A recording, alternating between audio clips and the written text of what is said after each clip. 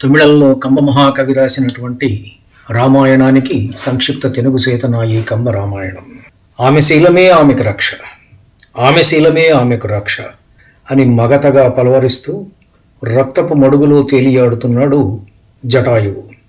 సీతమ్మను తాకే సాహసం చెయ్యని రావణుడు వేగంగా వెళ్లి లంకలోని అశోకవనంలో రాక్షస స్త్రీలను కావలిగా ఉంచి ఒక శింశుపా వృక్షం కింద ఆమెను బందీగా కూర్చోబెట్టాడు. వదిన గారి రక్షణ వదిలి అన్న కోసం బయలుదేరిన లక్ష్మణుడు త్వరగా నడిచి అన్న ఉన్న తావుకు చేరుకున్నాడు. ఆ సమయానికే రామచంద్రుడు వెనుదిరిగి వస్తున్నాడు. తనకు ఎదురుగా వస్తున్న లక్ష్మణుని చూడగానే విషయం అర్థమయ్యింది ఆయనకు.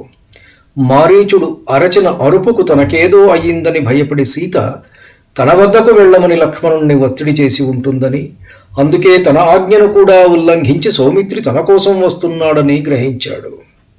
ఎందుకొచ్చావు అన్నట్లుగా లక్ష్మణుడి వైపు చూశాడు రామచంద్రుడు.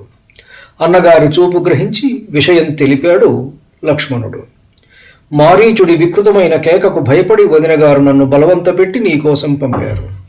నేను వెళ్ళను అని చెబుతున్నా వినకుండా తాను అగ్నికి ఆహుతి అవుతానని బెదిరించి అడవిలోకి వెళుతున్న ఆమెను వారించి నీ వద్దకు వచ్చాను అని తెలిపాడు లక్ష్మణుడు. ఆమెను ఎవరు కాపాడగలరిక? ఆమె మృత్యువు అనివార్యము. సీత ఇక మనకు దక్కదు. మన తలరాత ఎలా ఉంటే ఇక అలా జరుగుతుంది. కానున్నది కాక మానదు. నిన్ను అనడానికి ఏమున్నది? నా తెలివి ఎక్కడికి పోయింది?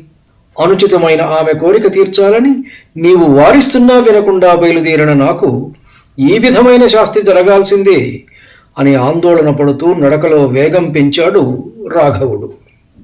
నా సీత గొంతు వింటేనే గాని నా ఈ ఆందోళన తగ్గదు. పద పద అంటూ ఉరుకులు పరుగుల మీద తమ్మునితో కూడి పర్ణశాల చేరుకున్నాడు రామచంద్రుడు. నవ్వుతూ ఎదురు వచ్చే నాతి లేదక్కడ. పంచబట్టి చేరుకున్న రాముడు చుట్టూ చూశాడు. ఎక్కడా పడతి సీత జాడ లేదు. గుండె ఒక్కసారిగా లయ తప్పింది. తాత్కాలికంగా శరీరాన్ని విడిచి బయటకు వెళ్ళిన ఆత్మ తిరిగి వచ్చి శరీరంలో ప్రవేశించాలనుకున్నప్పుడు శరీరం కనపడక తికమక పడినట్లుగా ఉన్నది రామచంద్రుడి పరిస్థితి.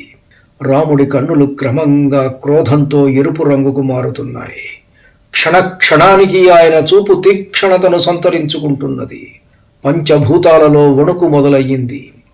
రాముడి కోపం ఎటు దారి తీస్తుందో అని.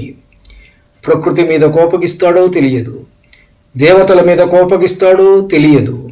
పంచభూతాలు, సప్త సముద్రాలు, సాధు సంతులు, భూమి ఆకాశాలు, వేదాలు ఏవీ సీతను కాపాడలేకపోయాయి. ఎందుకు? వీరంతా ఉండి ఏమి ప్రయోజనం? ప్రేమమూర్తిగా ప్రియురాలి కోరిక తీర్చడానికి పంచవటి నుండి వెళ్ళిన రాముడు ప్రళయ భయంకరమూర్తిగా రూపుదాల్చాడు. సృష్టి నేటితో అంతమవుతుందేమో అనిపించేటంతగా ఉన్నది రాముని కోపం. అన్నా, ఇటు చూడు, ఇక్కడేవో రథచక్రాల గుర్తులు కనపడుతున్నాయి అని అన్నాడు లక్ష్మణుడు. ఇదిగో, ఇక్కడ భూమి పికిలింపబడినట్లుగా ఉన్నది. పెద్ద గొయ్యిలాగా ఉన్నది.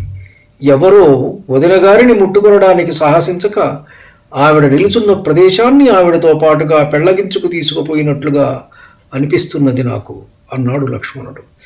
రథచక్రాల గుర్తులు చూసిన తర్వాత కూడా మనము ఇక్కడే ఉండి వగచినందువలన ప్రయోజనము లేదు. మనము ఆ గుర్తుల వెంబడే వెళదాము అని పలికిన లక్ష్మణుని మాటలకు తల ఊపి కదిలాడు కోదండపాణి సీతాన్వేషణ కొరకు. కొంత దూరం వెళ్ళిన తరువాత రథచక్రపు గురుతులు కనపడలేదు వారికి. ధన్యుణ్ణి. నమస్కారం. మీ ఊటుకూరు జానకి రామారావు.